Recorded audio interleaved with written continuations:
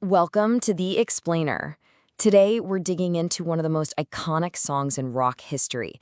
But here's the thing, it's not a celebration. It's a 7-minute scream of pure, desperate passion.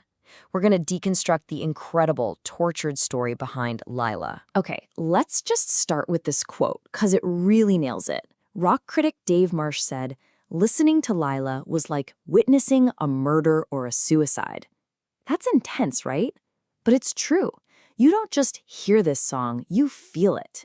There's something almost dangerously raw at its core. For more than half a century, Layla has been an absolute rock staple. But if you listen closely, under those epic guitars and that gorgeous piano, there is a foundation of pure, unfiltered anguish. This is so not your typical love song. It's a 7-minute cry from the absolute depths of obsession. I mean, its cultural impact is just undeniable.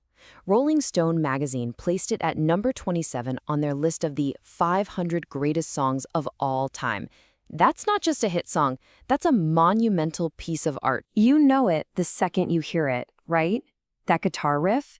It's just legendary, thanks to the amazing Duane Allman. It hooks you instantly. And then comes Eric Clapton's voice. It's not smooth, it's strained, it's pleading. It's literally the sound of a man on the very edge. So you have to ask yourself, what kind of pain, what kind of torment could possibly create a song this intense? Well, to really understand Layla, we've got to unravel this incredibly tangled web of love, friendship, betrayal, and believe it or not, ancient poetry. All right, let's get into the drama. The story really kicks off where so many great rock and roll tales do, with the Beatles. At its heart, you've got this love triangle between three people who were incredibly close, which, just makes the whole thing that much more painful. So here are our key players. On one side, you've got Eric Clapton. On the other, his best friend, George Harrison. And right in the middle, George's wife, the model Pattie Boyd. And when I say they were best friends, I'm not kidding. Clapton is the guy who played that unforgettable, uncredited guitar solo on George's Beatles classic, While My Guitar Gently Weeps. That's how close they were. Now, this wasn't some fleeting crush. This was a years-long obsession that just kept simmering under the surface until it finally, inevitably, boiled over. He was so completely consumed by his love for his best friend's wife that he channeled every bit of that agony into his music, into the album Layla and Other Assorted Love Songs. Eventually, the tension just became too much. They're all at a party, and Clapton just walks up to George and says it. "I'm in love with your wife."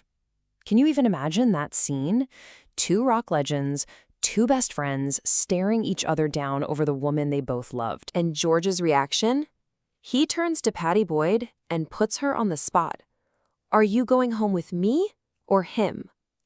She chose to go home with her husband, leaving Clapton totally devastated and sending him spiraling even deeper into his obsession. But this story goes even deeper. It's not just a rock and roll love triangle. Clapton's agony found a powerful echo in a story that's centuries old. It all happened after a friend gave him a book that would give the song its name and its very soul. The book was The Story of Layla and Majnun.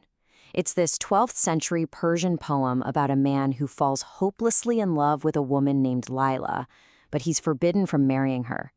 The guy's name, Majnun, literally means madman because he's driven insane by this unrequited love. For Clapton, reading this was like looking in a mirror. The parallels are just uncanny, aren't they? Clapton was Majnun, Pattie Boyd was his Layla. So when Clapton sings, "Before I finally go insane," he is directly channeling Majnun's descent into madness. And that chorus, "Layla, you've got me on my knees," well, that's the modern scream of a man just as desperate as the one in that ancient poem. The music itself is a perfect reflection of this fractured state of mind. You see, Layla isn't really one single song. It's two completely different pieces of music, stitched together to create this one harrowing masterpiece. So, part one is that famous fiery rocker. That's Clapton's Plea, and it's totally fueled by Duane Allman's blistering guitar. But then there's part two, the the piano exit. It's this beautiful, melancholic piece that feels like a sad reflection on everything that just happened. And as it turns out, the story of its composer adds a whole other layer of tragedy to the song. That piano part was written by the band's drummer, Jim Gordon. And his life took an incredibly tragic turn. Years later, suffering from undiagnosed schizophrenia, he murdered his own mother. He died in a medical prison just last year in 2023.